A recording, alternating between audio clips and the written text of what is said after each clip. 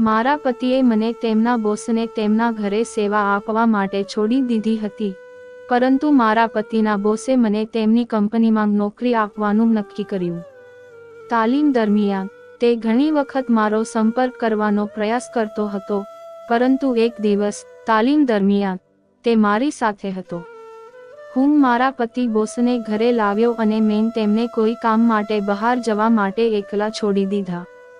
મેં મારા પતિ બોસને વૃદ્ધ અને પરિણીત માન્યા હતા, પરંતુ જ્યારે તેમણે મને કહ્યું ત્યારે તેમની વાસ્તવિક શક્તિનો મને ખ્યાલ આવ્યો. 2 દિવસ પહેલા જ હું ગામડાથી શહેરમાં આવ્યો હતો. છેલ્લા 4 મહિના પછી હું મારા પતિને મળવા જતી હતી. વિકાસ શહેરમાં નોકરી કરતો હતો. છેલ્લા 4 મહિનાથી તે મને શહેરમાં બોલાવતો હતો. આજે હું મારો સામાન લઈને વિકાસના રૂમમાં આવ્યો હતો, પણ તે મારી સામે ખુશ દેખાતો નહોતો. પણ તે મારા પર ગુસ્સે થઈ ગયો. તેણે કહ્યું, તમે અહીં કેમ આવ્યા છો? હું થોડા દિવસોમાં તમને મળવા આવવાનો હતો, પણ હું મારા પતિને મળવા આવી રહી હતી. વિકાસ આ વાત સમજી શક્યો નહીં. તેણે તેના ફ્લેટમાં ઘણી ગંદકી કરી હતી, જે મેં 2 કલાક સુધી સાફ કરી. બીજા દિવસે વિકાસ તેના બોસને ઘરે લઈ આવ્યો. તેના બોસ 50 વર્ષના હતા. મેં જોયું કે તેના પગ પર પટ્ટી બાંધેલી હતી. મેં હજી સુધી મારા પતિ સાથે પૂરતો સમય વિતાવ્યો ન હતો, અને પછી તેનો બોસ મારા ઘરે આવ્યો. તેણે કહ્યું, બોસનો પરિવાર બહાર ગયો છે, તો તમે થોડા દિવસ અમારી સાથે રહેશો. હું અચાનક શહેરમાં આવી ગયો હતો. વિકાસ મારા પર ગુસ્સે હતો. તેના ગુસ્સાથી છુટકારો મેળવવા તેણે મને એક ઉપાય આપ્યો કે હું 2 દિવસ તેની સંભાળ રાખું. હવે તેને અમારા ઘરે લઈ જવાનો સમય હતો. 2 દિવસને બદલે વિકાસના બોસ અહીં 1 અઠવાડિયું રહેવાના હતા. તે સમયે હું વિકાસના બોસના રૂમમાં પાણીની બોટલ મૂકવા જતો હતો. જ્યારે હું રૂમમાંથી બહાર આવ્યો ત્યારે તેની દવાની પેટી નીચે પડી હતી. બહુ વિચાર્યા વગર મેં જમીન પર પડેલું દવાનું બોક્સ હાથમાં લીધું. વધુ વિચાર્યા વગર મેં બોક્સ ઉપાડ્યું અને તેને આપવાનું શરૂ કર્યું. તે ક્ષણે જ્યારે હું તેની દવા લેવા માટે નીચે જઈ રહ્યો હતો, ત્યારે મેં ઉપર જોયું અને જોયું કે તેના બોસ મારી સામે જુદી રીતે જોઈ રહ્યા હતા. પણ હું બોક્સ ઉપાડીને રૂમની બહાર ગયો અને ખૂબ જ ધ્યાનથી મારી સામે જોઈ રહ્યો હતો. પછી તે ત્યાંથી નીકળીને અમારા રૂમમાં ગયો. મને લાગ્યું કે વિકાસ કંઈક બીજું જ વિચારી રહ્યો છે, પણ એવું કંઈ નહોતું. જ્યારે તે રૂમમાં આવ્યો, તે હસ્યો અને મારી સાથે વાત કરી, અને પછી અમે સૂઈ ગયા. સવારે વિકાસ ઓફિસે જવા નીકળ્યો, પણ તેના સાહેબ અમારા ઘરે ગયા. અને તેની પાસે ખોરાક માટે અલગ અલગ વિનંતીઓ હતી. તેને નાસ્તામાં અલગ અલગ પ્રકારના ઇટાલિયન ફૂડની જરૂર હતી. વિકાસે મને ₹1000 ખર્ચ માટે, તેથી હવે મારી પાસે માત્ર ₹200 બાકી. મેં રાત્રિ ભોજન માટે કુટીર ચીઝની વ્યવસ્થા કરી હતી, તેથી મારા બાકીના પૈસા કુટીર ચીઝ પર ખર્ચવામાં આવ્યા હતા. હું ખૂબ ખુશ હતો. હું તેને સમજાવવાની કોશિશ કરી રહ્યો હતો કે તેના બોસના કારણે આટલા પૈસા પૂરા થયા છે, પણ તેણે મારી વાત ન સાંભળી અને ગુસ્સામાં સૂઈ ગયો. સવારે જ્યારે વિકાસ ઓફિસ ગયો ત્યારે મેં તેના બોસને નાસ્તો આપ્યો. પછી તેને મારા હાથમાં ₹5000 મૂક્યા. મેં તેને કહ્યું, મેં કાલે રાત્રે તને અને તારા પતિને રૂમમાં વાત કરતા સાંભળ્યા હતા. પૈસા તમારી પાસે રાખો, અને વિકાસને તેના વિશે કશું કહેશો નહીં. મારે ઘરખર્ચ માટે પૈસાની જરૂર હતી, તેથી મેં પૈસા લીધા નથી. પરંતુ સાંજે જ્યારે વિકાસ ઘરે આવ્યો ત્યારે તેને મને ઘરખર્ચ માટે વધુ પૈસા આપ્યા હતા. પણ તેના બોસ પાસેથી મને મળેલા પૈસા વિશે મેં કશું કહ્યું નહીં. હું ખરાબ મૂડમાં હતો, અને મેં ઘરેથી કામ કરવાનું શરૂ કર્યું. મારા પતિ વ્હીલચેરમાં હતા, પરંતુ છેલ્લા કેટલાક દિવસોથી મારા માથામાં એક વિચિત્ર લાગણી હતી. જ્યારે હું ઘરેથી નીકળ્યો ત્યારે મને ખાલી અને એકલું લાગ્યું.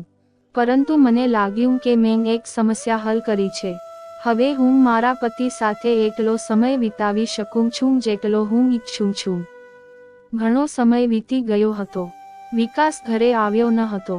મેં બહાર જઈને જોયું તો તે ક્યાંય દેખાતો નહોતો.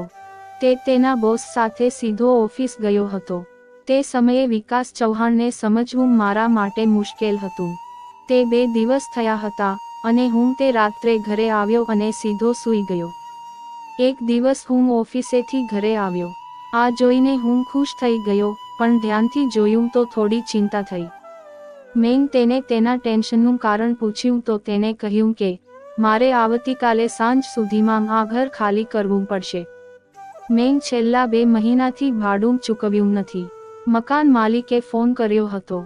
એટલું જ નહીં, તેણે ભાડું પણ માંગ્યું છે, પરંતુ તેણે મને ઘર ખાલી કરવા પણ કહ્યું છે. વિકાસ પાસે એટલા પૈસા નહોતા કે તે 2 મહિનાનું ભાડું ચૂકવી શકે. મેં તેને મારી પાસેના 5000 આપ્યા. મેં તેને કહ્યું કે આ પૈસા હું ગામડેથી પાછો આવતો હતો ત્યારે લાવ્યો હતો, પરંતુ 5000 પૂરતા ન હતા. તેને વધુ 10000ની જરૂર હતી. પછી મેં તેને મારો સોનાનો સિક્કો આપ્યો. તેને વેચીને થોડા પૈસા મળ્યા. અમે ભાડાના પૈસા બચાવ્યા હતા. પણ હવે ઘર છોડીને ક્યાં જઈશું? આ પ્રશ્ન હતો. તે સમયે હું વિકાસને તેના બોસની મદદ લેવાની સલાહ આપતો હતો, પણ તે જ ક્ષણે તેના બોસે ફોન કર્યો. વિકાસે તેને બધી વાત કહી. તેના બોસે તેને તેના ઘરે આવવા કહ્યું. વિકાસે કહ્યું, અમારું આવાસ તૈયાર છે, અમે તેના ઘરે થોડા દિવસ રોકાઈશું. પછી મેં અમારી બેગ પેક કરી અને અમે બોસના ઘરે ગયા. તેનું ઘર વિશાળ હતું અને અમારે ત્યાં એક ખાસ રૂમ મેળવવો હતો. આજે જે પણ થયું તે અમારા માટે થોડું હેરાન કરનારું હતું. કોઈક રીતે અમે તે રાત્રે સૂઈ ગયા. બીજા દિવસે સવારે નાસ્તો કર્યા પછી મેં જોયું કે વિકાસ રૂમમાં આવ્યો અને મારા કપડાં ઉતારીને બેગમાં કપડાં ભરી રહ્યો હતો. મેં તેને પૂછ્યું, તમે તમારી બેગ અલગથી કેમ પેક કરો છો? તેને કહ્યું, હું થોડા દિવસો માટે બેંગ્લોર જઈ રહ્યો છું. મારે ઓફિસમાં જરૂરી કામ છે. મને બેંગ્લોરથી વધારાના 10,000 રૂપિયા મળશે, જે અમને થોડી મદદ કરશે. વિકાસની પ્રગતિ જોઈને મને તેના માટે દયા આવી કે તે તેના પરિવાર માટે આટલી મહેનત કરી રહ્યો છે. તે 2 દિવસથી કામ કરતો હતો અને તેને પગાર મળતો ન હતો. મને તેના માટે દયા આવી કે તે તેના પરિવાર માટે ખૂબ મહેનત કરી રહ્યો હતો. તે 2 દિવસ માટે બહાર ગયો હતો. તે ગયા પછી તે રાત્રે હું મારા રૂમમાં એકલો સૂઈ શક્યો નહીં. મેં મારી આંખો ખુલ્લી રાખી અને લાંબા સમય સુધી વિચાર્યું. હું વિચારોમાં ખોવાયેલો હતો ત્યારે અચાનક વિકાસના બોસ મારા રૂમમાં આવ્યા. મેં તેને કહ્યું, તારા રૂમની લાઇટ કેમ કામ નથી કરતી? તેને જવાબ આપ્યો, હું તમને તેના વિશે પૂછવા આવ્યો છું. પછી મારા મનમાં વિચારો આવ્યા. મેં તેને કહ્યું કે હું વિકાસના પગારથી ઘર નહીં ચલાવી શકું. હું ઘર કેવી રીતે ચલાવું તે અંગે ટેન્શનમાં છું. પછી તેને કહ્યું, મીરા, ચિંતા ન કર, હું અહીં છું. હું બધું બરાબર કરીશ, પણ મને તમારા સપોર્ટની જરૂર છે. જો તમે ઈચ્છો તો તમે તમારા પતિની પરિસ્થિતિ બદલી શકો છો. આ કહીને બોસે મને ગળે લગાડવાનો પ્રયાસ કર્યો. પછી મેં તેને મારાથી દૂર ધકેલી દીધો અને કહ્યું, તું શું કરે છે?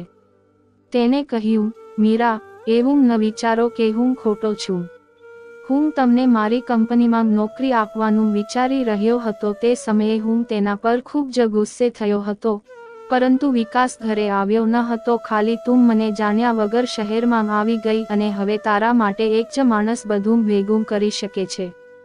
હું તેના પર ખૂબ જ ગુસ્સે થઈ ગયો હતો કારણ કે તે મારા પ્રેમને જોઈ શકતો ન હતો. તેથી હું ફરીથી તેના બોજ વિશે વિચારવા લાગ્યો. હવે તે જ મને મદદ કરી શકે છે કારણ કે પૈસાની સમસ્યા તેના દ્વારા જ ઉકેલી શકાય છે.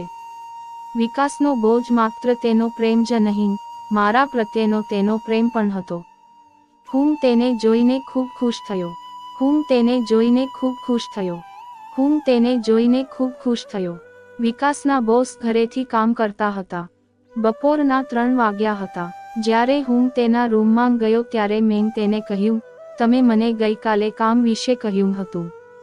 આ સાંભળીને તેને મારી સામે જોયું અને કહ્યું, મીરા, તું બહુ સ્માર્ટ છે. હું તમને રૂ. પગાર આપીશ, 20,000 દર મહિને. હવે ત્યાં શું કામ હશે? મને ખાતરી હતી કે વિકાસ આ સરપ્રાઈઝ જોઈને ખુશ થશે. અને જો મને મારા કામમાંથી થોડા વધુ પૈસા મળે તો હું કોને આપું? બોસે મને તેમની ખુરશી પર બેસવાનું કહ્યું અને કોમ્પ્યુટર કેવી રીતે ચલાવવું તે શીખવાનું શરૂ કર્યું. તેણે માઉસ પર હાથ મૂક્યો અને ઉંદર ચલાવવા લાગ્યો. મારા ખભા પર હાથ મૂકીને કહ્યું, મીરા, ચિંતા ન કર. તમે ધીમે ધીમે બધું શીખી શકશો. જ્યારે તેણે મારા પર હાથ મૂક્યો ત્યારે મારો શ્વાસ વધુ ઝડપી બન્યો, પરંતુ હું તેને કહી શક્યો નહીં. તે દિવસે મારા શિક્ષક, જે શિક્ષક હતા, તેમણે કહ્યું, તે દિવસે મારી તાલીમનો પ્રથમ દિવસ હતો. બોસ મને અડધો કલાક બધું શીખવતા હતા. બોસના ઘરે મારે કોઈ કામ નહોતું. તેની નોકરાણી ખોરાક બનાવતી હતી. હું રાત્રિ ભોજન દરમિયાન રસોડામાં ગયો. નોકરાણી ત્યાં કામ કરતી હતી. મેં તેની સામે જોયું અને કહ્યું, મેમ, તમે ખૂબ જ સુંદર છો. તું આવ્યો ત્યારથી હું તારી સાથે વાત કરવાનો પ્રયત્ન કરું છું, પરંતુ મને ક્યારેય તક મળી નથી. મેં તેને બોસના પરિવાર વિશે પૂછવાનું શરૂ કર્યું. તેથી બોસે તેને બોલાવ્યો અને તેને પાણીનો ગ્લાસ બહાર કાઢ્યો. રાત્રે સૂતા પહેલા બોસ મારા માટે આઈસ્ક્રીમ લઈ આવ્યા. મને ખાવાનો ખૂબ જ શોખ હતો, પરંતુ મારી આર્થિક પરિસ્થિતિને કારણે હું મારું મનપસંદ ખોરાક ખાઈ શકતો ન હતો. બોસને ઘરમાં ખાવાની કમી નહોતી. પછી અમે બંને રસોડામાં ગયા અને રસોઈ કરી. અમે બેસીને આઈસ્ક્રીમ ખાવા લાગ્યા. અમારી વાતચીત દરમિયાન મેં તેમને તેમના પરિવાર વિશે ઘણા પ્રશ્નો પૂછ્યા. ત્યારે મેં તેને કહ્યું કે તેની પત્ની તેને થોડા વર્ષો પહેલા છોડીને ચાલી ગઈ હતી.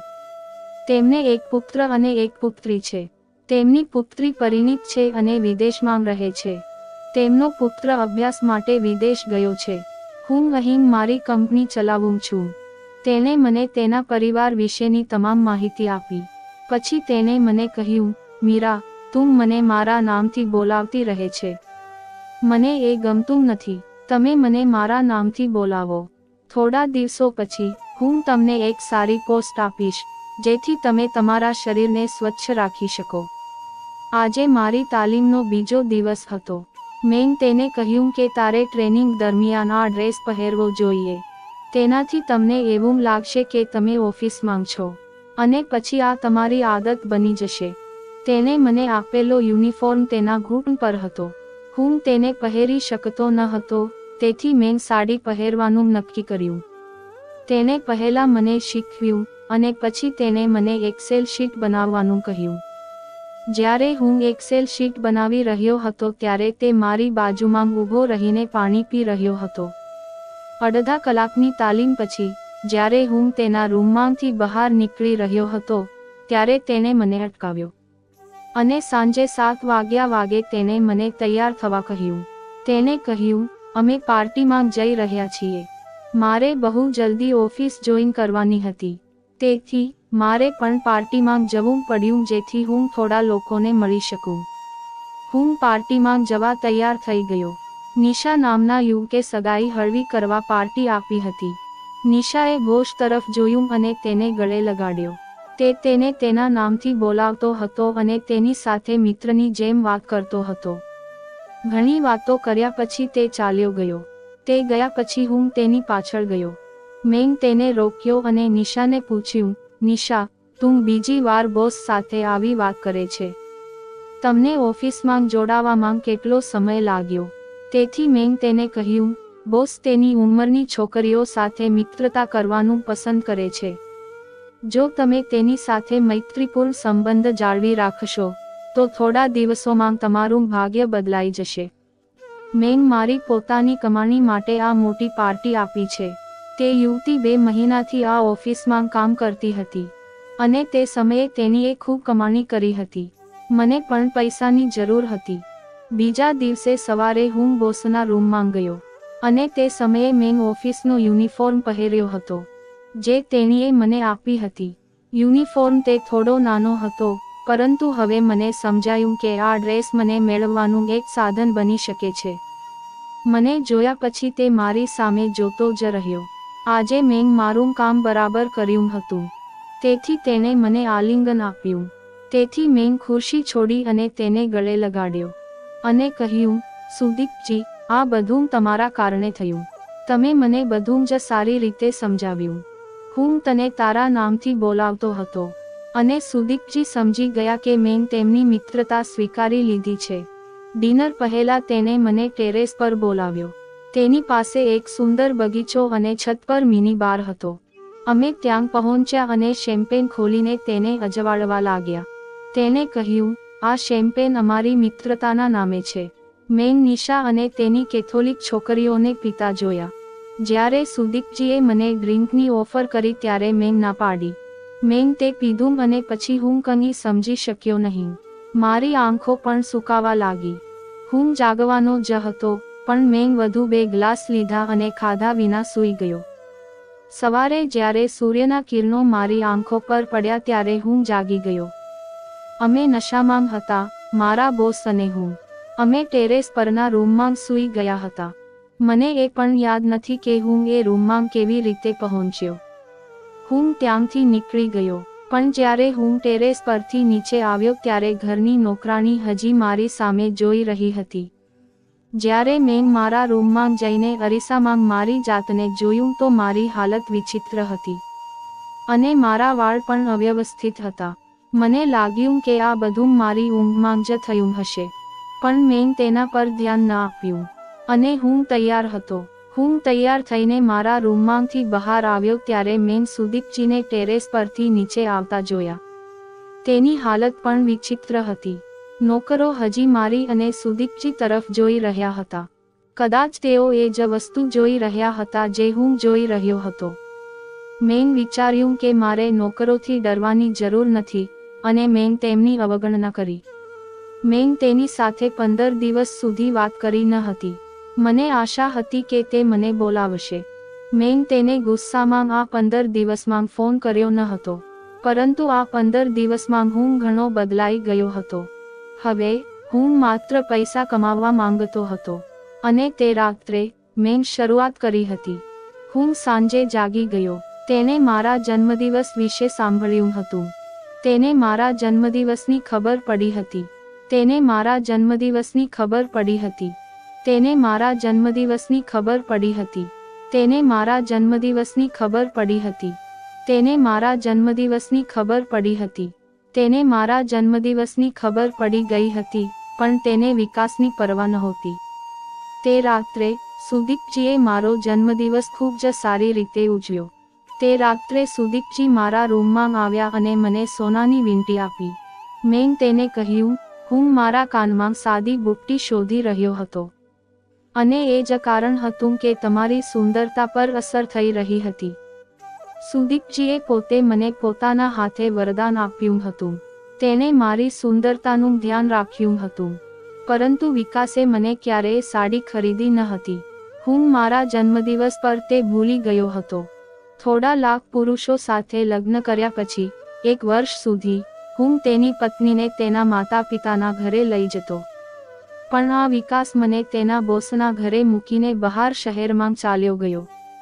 તે તેના બોસના ઘરે વિકાસની દરેક જરૂરિયાત પૂરી કરતો હતો. અને વિકાસને તેની જાણ પણ નહોતી. એ રાત્રે મેં સુદીપજીનો આભાર માન્યો, કારણ કે તેને મારો જન્મદિવસ ખૂબ જ તેજસ્વી બનાવ્યો હતો. હું તેને મળવા સક્ષમ હતો. બીજા દિવસે સવારે હું સુદીપજી સાથે વર્કઆઉટ કરી રહ્યો હતો. વિકાસ સવારે 8 વાગે ઘરે આવ્યો હતો. હું તેના બોસ સાથે કસરત કરતો હતો. તે મારી સામે તાકી રહ્યો કારણ કે મેં જીમ સૂટ પહેર્યો હતો. તેણે વિકાસને જોયો અને સીધો મારા રૂમમાં ગયો. તે થોડી વાર પછી મારા રૂમમાં આવ્યો. તેણે મને ગળે લગાવીને કહ્યું, હેપી બર્થડે મીરા. હું જન્મદિવસની શુભેચ્છા સંદેશ પણ સાંભળવા માંગતો ન હતો, કારણ કે તે મારો જન્મદિવસ હતો. અને તેણે મને ફોન પણ ન કર્યો. મેં આખો દિવસ તેની સાથે વાત કરી નહીં. હું સાંજે હોળી પૂજામાં એકલો ગયો હતો. બીજે દિવસે સુદીપજીએ તેમના ઘરે ધૂળેટીનું આયોજન કર્યું હતું. તેમની કંપનીના ઘણા કર્મચારીઓ ત્યાં હાજર હતા. વિકાસે મારા પર રંગ નાખ્યો, પરંતુ તેના પર રંગ લગાવવાને બદલે હું સુદીપજી પાસે ગયો. મેં તેના ગાલ પર રંગ નાખ્યો અને તેણે મારા ચહેરા પર પણ રંગ નાખ્યો. હું રંગો સાથે રમી રહ્યો હતો. પછી વિકાસ અમારી વચ્ચે આવ્યો. સુદીપજી તેની પાસેથી દૂર ચાલ્યા ગયા. અચાનક મેં સુદીપજીની આંખો જોઈ. તેને મને કેટલાક સંકેતો આપ્યા, જે હું હવે સમજી ગયો. તે હોળીના રંગોથી ભરપૂર હતો. મેં તેની સમજણની ચેષ્ટા અહીં અને ત્યાંથી જોઈ. વિકાસ તેના કેટલાક મિત્રો સાથે વાત કરી રહ્યો હતો. તે તેની તરફ ધ્યાન આપતો ન હતો. હું ઘરમાં અને સુદીપજીના રૂમમાં ગયો. હું તેની રાહ જોવા લાગ્યો. જ્યારે હું તેમના રૂમમાં પહોંચ્યો ત્યારે સુદીપજી અંદર આવ્યા અને મેં તેમને ગળે લગાવ્યા. તે મારી નજીક આવ્યો અને હું તેના પ્રેમમાં પડી ગયો. મને લાગ્યું કે હું સુદીપજીનું યુવા સ્વરૂપ જોઈ રહ્યો છું. અચાનક મારા રૂમનો દરવાજો ખુલ્યો અને મારી સામે એક તેજસ્વી પ્રકાશ હતો. મને અને મારા બોસને એકસાથે જોઈને હું ગુસ્સાથી લાલ થઈ ગયો. મેં કહ્યું, મીરા, તેં મને તારાથી કેમ દૂર રાખ્યો? હવે તમે મારા બોસને પસંદ કરવા લાગ્યા છો. હવે હું તમારો વિડીયો બનાવીશ અને દરેકને મોકલીશ, જેથી બધા જોઈ શકે કે તમે કેટલા પ્રમાણિક છો. આ સાંભળીને મેં તેના હાથમાંથી મોબાઈલ છીનવી લીધો અને તેને થપ્પડ મારી. મેં કહ્યું, તારું સત્ય મેં મારી આંખે જોયું છે. મેં તારા મોબાઈલ પર મને મોકલેલા જાડા મેસેજ અને ફોટા જોયા છે. તમે તમારા બોસ સાથે 15 દિવસ સુધી પૈસા કમાઈ શકો છો, એવું મેં ક્યારેય વિચાર્યું ન હતું. હું ખૂબ જ ડરી ગયો હતો. મેં તે વિશે વિચાર્યું ન હતું. તે જ ક્ષણે તેણે મારી માફી માંગી. તેણે મને તેની પુત્રી કહી. તેણે કહ્યું, હું તારા જેવા માણસને લાયક નથી. તે પણ સમજી ગયો કે સુદીપજી તારી પાસેથી તારી નોકરી છીનવી લેવાના છે. પણ મેં તેને રોક્યો, કારણ કે મારે તારું નાટક જોવાનું હતું. તમારા જેવા લોકો પૈસા માટે કોઈ પણ હદ સુધી જઈ શકે છે. હું હવે તારી સાથે નહીં રહી શકું. હું તને નાનો દીકરો આપું છું. આ સાંભળીને મારો વિકાસ પકડાઈ ગયો. તો ચેનલને સબસ્ક્રાઇબ અને લાઇક